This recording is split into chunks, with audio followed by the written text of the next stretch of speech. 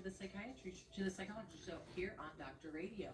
I am Dr. Thea Gallagher here with John Delatorre, and we're talking all things forensic psychology.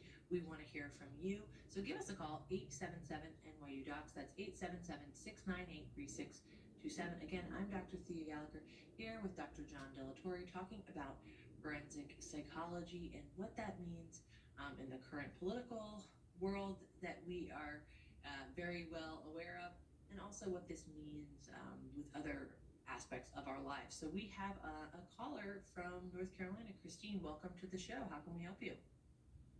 Thank you very much. I wanted to ask an important question that affects the way I practice in a prison hospital. And it is specifically about the forensic evaluations that I would like to have access to when I evaluate patients. It's often difficult to provide neurological services, and I am an MD neurologist down here, and I serve 2 hospitals, and every time I ask for a forensic report, they either don't get it or they'll give it to me in 2 weeks after I've seen the patient. I just want to know if there's a guideline, or do we follow hospital policies, in which case I have to continue like this? Such a good question, Christine. And it sounds like you're saying, you're on the neurologist side, and the psych evaluations would be really helpful for you in maybe understanding the bigger picture. John, are you aware of why there seems to be kind of a firewall between neurology and access to the forensic psych evaluations?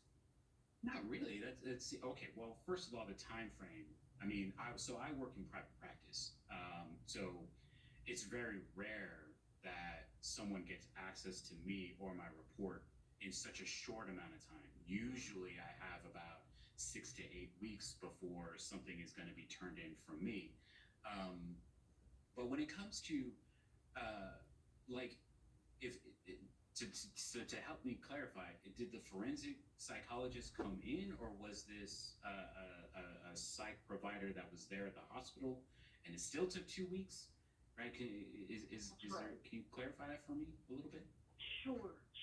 So in North Carolina, they have dedicated forensic psychologists and psychiatrists, and they're in different settings. So for the specific area in which people are evaluated, they go through a series of different prisons, actually, and when they finally come into the particular facility I'm in, they're fairly well clarified, and then they're under treatment. So it's like a prison hospital, but they run it like a prison, has a courtroom in it, and they've got armed guards that work, are standing in the room with us while we're doing the evaluations. But it's just amazing. The forensic evaluations are so complete, and they're so timely in specific instances where these patients come in and they're evaluated immediately. In other words, their system is very good.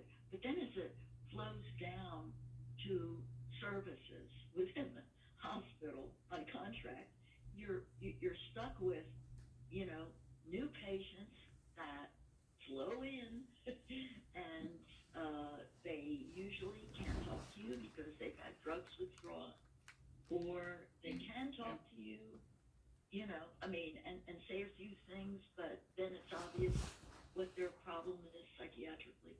So anyway, I'm just looking for, if I could approach the administration and say, do you have a guideline? Do you have without being obnoxious about it? Have you ever been given a reason, Christine, why you can't have access to these evaluations? No, they never do, and it's just amazing. If you ask for one, they have them. They have them in the file. They come, they'll take it out, and they'll put it in front of you for about 45 seconds, and it's like an 8-page document. I mean, it's just really strange. Yeah, and it sounds like you're trying to use it to help you make kind of comprehensive informed diagnostic decisions or understanding the patient. I'm wondering, John, if you presume if maybe there's something a little bit more legal going on here that might be the reason why she's not getting the access she needs. I don't know about legal, but certainly procedural, right? Yeah. Because if there's an evaluation that's already been completed, why is that not already included in their medical record that follows them so that you would have constant access to it? So that would, to me, that signifies a problem when it comes to continuity of care. Because if they're in a psych hospital, if they or if the reason why they're in the hospital is for a psychiatric reason, they need to have ongoing continuity of care, because we need to figure out if the psychiatric symptoms are primarily psychological, which is emotional, behavioral, rather cognitive issue, or is there some kind of organic brain dysfunction, right, that may be manifesting as a psychiatric issue, in which case I need a neurologist to MRI the person's brain, so then I can know as a psychologist how I'm going to functionally be able to treat that issue. So yeah, I think probably just approaching your direct supervisor to kind of figure out, is there already a procedure with which the psychiatric file and the psychological reports that are associated with that follow as a part of continuity of care, so that you as a neurologist can see it. Otherwise, I don't really know why you would only get 40 minutes. Sounds like some real conspiracy theorists, like you can only see this and then you got to sign an NDA kind of thing. Yeah. That would be ridiculous in a hospital. Yeah. And so, Christine, we hope that we can kind of encourage you to advocate for yourself and say how important, and maybe if you have like some, a rationale of how this would help you in your work in understanding the patient fully, especially what we've been talking about with understanding the context and all the complexities that go into being human, and our history. It sounds like it would really be helpful for you to kind of see the full picture. So maybe that's something, and maybe like John's saying, maybe it's just a procedural glitch, and so maybe advocating for yourself or for your needs as a neurologist could be a good place to go as well. So thank you so much for your call and the work that you're doing. It's really impactful, and we hope that you can kind of get access to the resources that you do need, and sometimes systems that maybe are a little bit behind in those areas. So again, if you're listening and you have some questions about what it means to be a forensic psychologist and what that even means, in the criminal system, that we're happy to take your calls. 877 NYU Docs. That's 877-698-3627. I'm Dr. Thea Gallagher here with Dr. John Delatorre, talking all things forensic psychology. And John, so we were just talking kind of about maybe some of the nuances between severe and persistent mental illness or like thought disorders. There seems to be there's a difference between I'm really anxious and depressed and overwhelmed, or like I hear voices that are telling me to do violent things.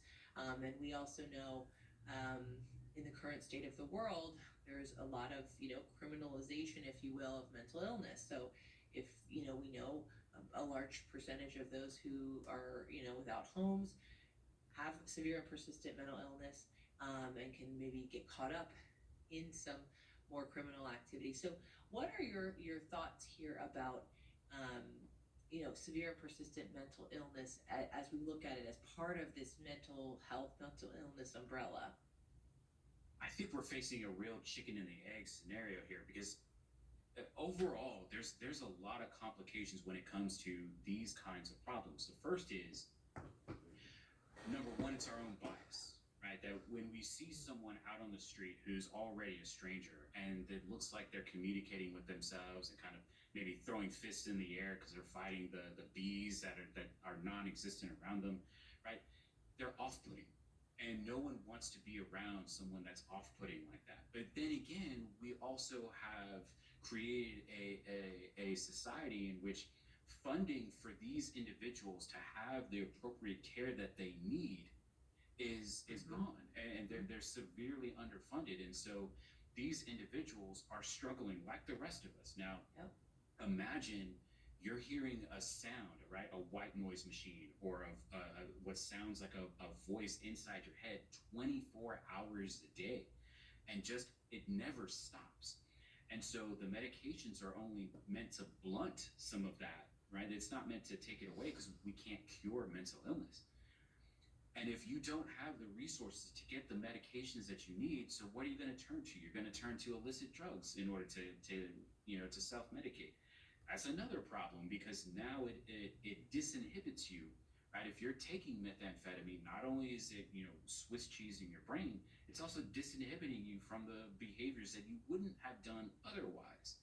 These individuals, they don't want to commit crimes. They're struggling with the command hallucinations. They're fighting every day, but the only thing that they can afford to get is alcohol, which why you shouldn't be drinking alcohol, and they're drinking it anyway. So it's someone who is actively psychotic doesn't have the organizational thought skills to conduct a mass school shooting, or something like that. They don't, right? They don't have it. That's the whole point of the diagnosis.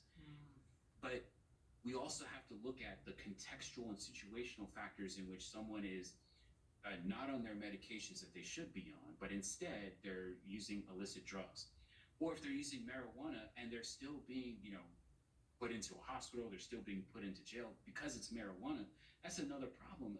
Again, so this whole, once again, we need wraparound services and we need a reduction in criminal behavior, right? Not every behavior that someone does is a crime.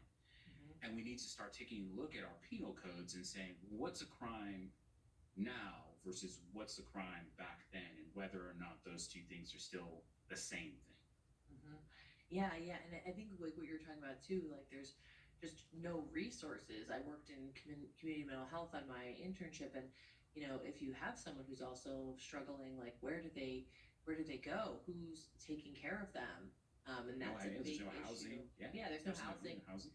There's no, you could be in a hospital, but for a couple days you're gonna, be put back where you started, and so I know that there is a lot of call to bring back the asylum, if you will, but in better words, kind of bring back safer spaces for people with severe and resistant mental illness to survive, thrive, and like again have the resources that they need to be able to do that.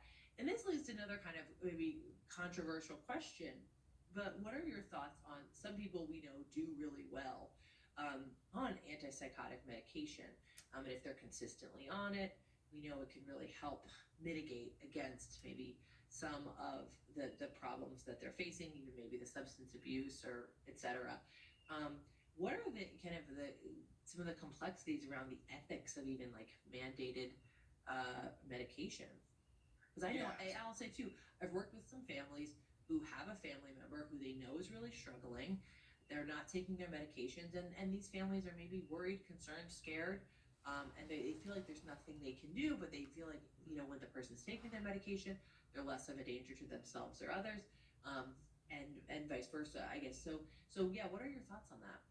Yeah. So my internship was at a psychiatric emergency department. So I've seen individuals who are actively psychotic, who are a danger to themselves and a danger to other people. I know that there's a segment of the psychiatry and psychology that says, all medications are bad. I'm not of that segment because I've seen when it helps. I've seen the individuals and how they change and how they're able to function in psychology, in society.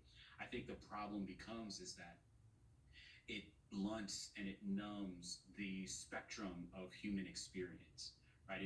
Medications are designed so that you're no longer having the high highs and the low lows, but essentially that's still the human experience, is having these high highs and having these low lows, and not being able to move from one to the next doesn't really, in some thoughts, it doesn't really make you human anymore.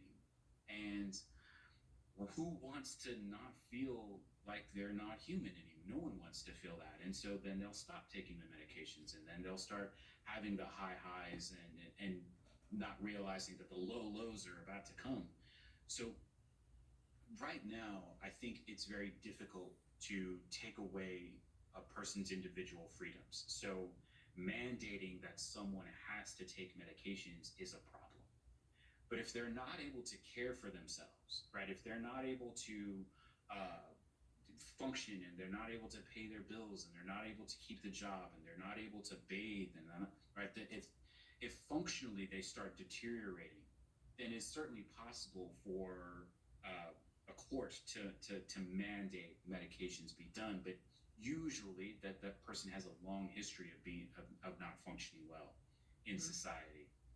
Um, you have to get buy-in from the individual, but you have to give them freedom also. You have to give them the hope that they can get better and that there are ways in which they can be better without having to take the medications. But again, where does that funding come from? Art therapy, music therapy, right? Just watching a movie, just being outside in a safe green area. All of these things help with your mental health. No matter what your mental illness is, having a pet, right? All of these things help. They help. But where are you going to get the money for this? And if you're not able to get the money and you mandate that they have to take a pill, that's just going to lead to rebellion Mhm. and the person I don't want to do. Yeah, yeah.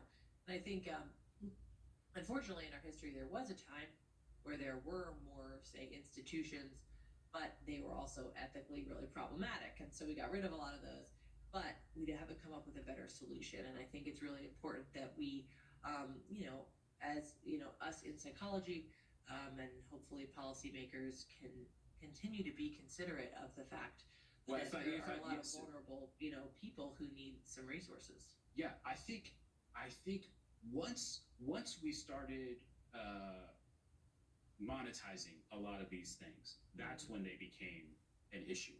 Asylums, when they were first designed, were designed for the overall mental health as we understood it. They were designed for the overall mental health of the individual that was there that was suffering. But once it started monetizing, once it started becoming privatized, once policymakers thought that they could try to make a buck, that's when things started going downhill. So once people outside of the mental health sphere, outside of psychiatry and psychology, once they started not having a say, right? Once it started being the policymakers, once it started being the private companies, that's when the people that were struggling got the short shrift, and that's when it started becoming unethical.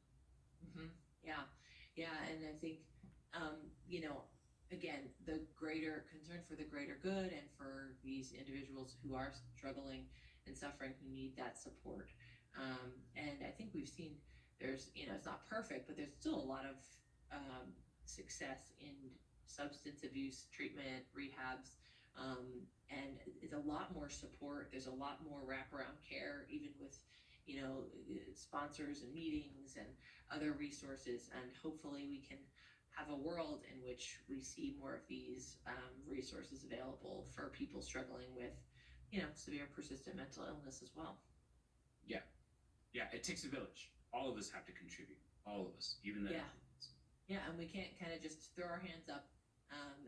And then again, some of these more reductive, like testing, or are we really following up with what people actually need, in the day to day? So I think that's really important when we're talking about this subject. And if you're listening and you have a question about forensic psychology or kind of what we're talking about here, give us a call, 877 NYU Docs. That's 877 698 3627. I'm Dr. Thea Gallagher here with Dr. John Delatorre, talking about forensic psychology and how that impacts our world, which all comes back to our politics and the day to day of our lives.